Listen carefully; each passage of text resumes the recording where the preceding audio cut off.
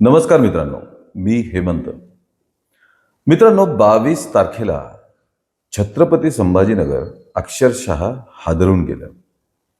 सकाळी सकाळीच बातमी आली की एका महिलेने दुसऱ्या महिलेचा खून केला. घरात घुसून धारधार शस्त्राने तिचा खून केला आणि रक्ताची अक्षरशः रंगपंचमी खेळली.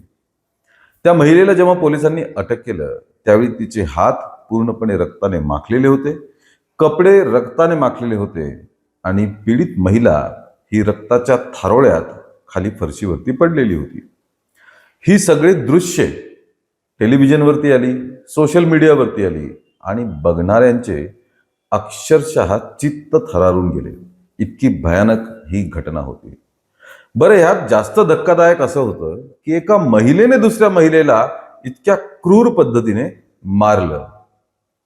त्यामुळे शहरामध्ये, छत्रपती संभाजीनगर शहरामध्ये या घटनेची जोरदार चर्चा होऊ लागली. बातमी वाऱ्यासारखी पसरली आणि मग या घटनेची पूर्ण माहिती समोर आली. आज ही पूर्ण माहिती घेऊन आम्ही तुमच्या समोर आलेलो आहे.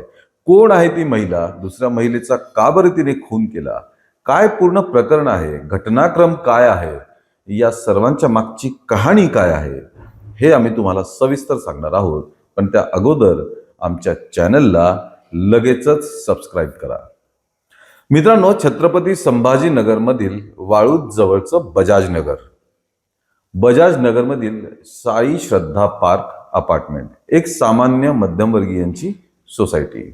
याच सोसायटीमध्ये महेंद्र सोनपेटकर आणि त्यांची पत्नी साधना सोनपेटकर हे आपल्या 2 मुलांसह आणि महेंद्रची आई यांच्यासोबत राहतात. त्याच अपार्टमेंटमध्ये शैला सोनार नावाची महिला आपल्या 2 मुलांसोबत राहते. शैला सोनार हिचा तिच्या पतीसोबत 2017 साली घटस्फोट झाल्यामुळे ती आपल्या 2 मुलांसहित इथे राहते. कालांतराने शैला सोनार आणि महेंद्र सोनपेटकर यांची ओळख झाली एकाच सोसायटीत राहत असल्यामुळे, आणि ओळखीचं रूपांतर हळूहळू प्रेमसंबंधांमध्ये झालं. काही महिन्यांपासून या दोघांचे प्रेमसंबंध होते. ही गोष्ट साधना सोनपेटकर म्हणजे महेंद्रची पत्नी साधना सोनपेटकरला समजलं. अर्थात तिचे आणि पतीमध्ये वाद झाले आणि तिचे शैला सोनार सोबत सुद्धा मोठे वाद झाले. अर्थात ते होणारच होते. मग साधनाने शैलाला तंबी दिली की तू माझ्या पतीचा नाद सोड, माझ्या संसारामध्ये विष कालवू नको, अशी कडक तंबी दिली. त्यामुळे शैला काही दिवस तर दूर राहिली, पण त्यांच्यामधले प्रेमसंबंध काही संपलेले नव्हते. 22 एप्रिल रोजी या तंबीमुळे दिलेला राग मनात धरून, कारण साधनाने जी तिला तंबी दिली होती त्याचा प्रचंड राग शैला सोनार हिच्या डोक्यामध्ये होता. शैला सोनार 22 एप्रिल रोजी सकाळी 9:30 वाजता महेंद्र गेल्यानंतर साधना घरात एकटीच आहे, मुलंही नाहीत, ही संधी साधून ती साधनाच्या घरात शिरली. तिथे साधनासोबत महेंद्रची आई म्हणजे साधनाची सासू केशरबाई, 65 वर्ष वय, या सुद्धा उपस्थित होत्या.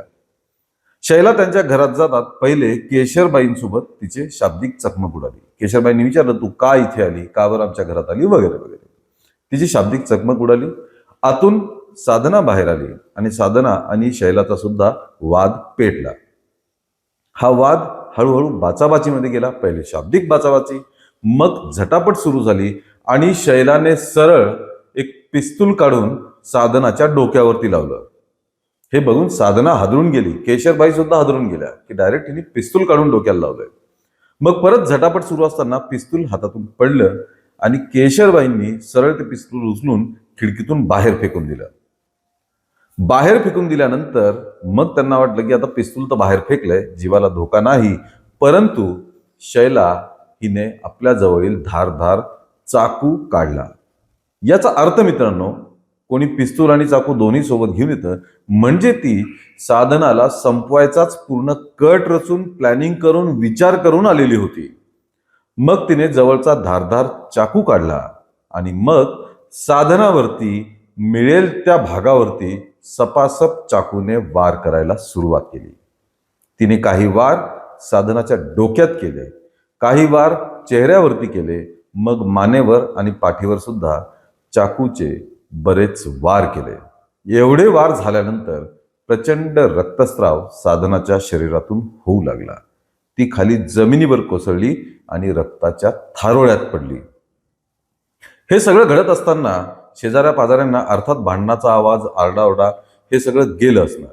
त्यापैकीच कोणीतरी पोलिसांना खबर दिली, बजाजनगर पोलिसांना या गोष्टीची खबर दिली. शैला हिने साधनाला घरातच जीव मारून टाकलं. जेव्हा एवढे वार झाले आणि रक्ताच्या थारोळ्यात साधना पडली, ती लगेचच मृत्यू पावली. त्यानंतर शैला ही साधनाच्याच घरात लपून बसण्याचा प्रयत्न करत होती. कारण ज्यावेळी पोलीस घटनास्थळी पोहोचले आणि घरात शिरले, त्यावेळी शैला ही साधनाच्याच घरात होती आणि तिला रंगे हात खून केल्यानंतर पकडण्यात आलं. हात तर रंगलेलेच होते तिचे साधनाच्या रक्ताने.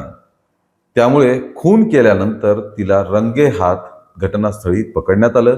याचे व्हिडिओ सुद्धा युट्यूब आणि टीव्ही चॅनलवरती आले, ज्यात दिसतंय की पोलिस शैलाला ताब्यात घेत आहेत आणि पाठीमागच्या साईडला साधनाचा मृतदेह पडलेला आहे.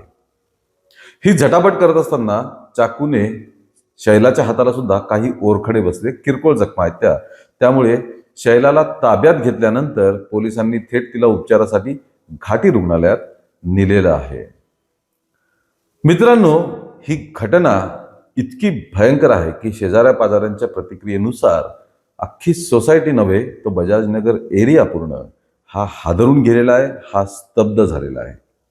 अनैतिक संबंधांमधनं, विवाह बाह्य संबंधांमधनं आपण बहुतांश वेळा बघतो की त्याचा शेवट काहीतरी असाच होत असतो. शैला सोनार सध्या पोलिसांच्या ताब्यात आहेत. तिच्या मागे तिचे 2 मुलं आहेत. साधना सोनपेटकर हिच्या मागे सुद्धा 2 मुलं आहेत. पती आणि सासू असा परिवार आहे. मित्रांनो, 2 परिवारातील 4 मुलं एकूण हे आता पोरके झालेले आहेत असंच म्हणावं लागेल. अनैतिक संबंधांचा शेवट इतका भयंकर झाला की शैला सोनार हिने रक्ताची रंगपंचमी खेळलेली आहे. मित्रांनो, या सर्व घटनेबद्दल तुम्हाला काय वाटतं, तुमचं काय म्हणणं आहे हे आम्हाला कमेंटमध्ये लगेचच कळवा.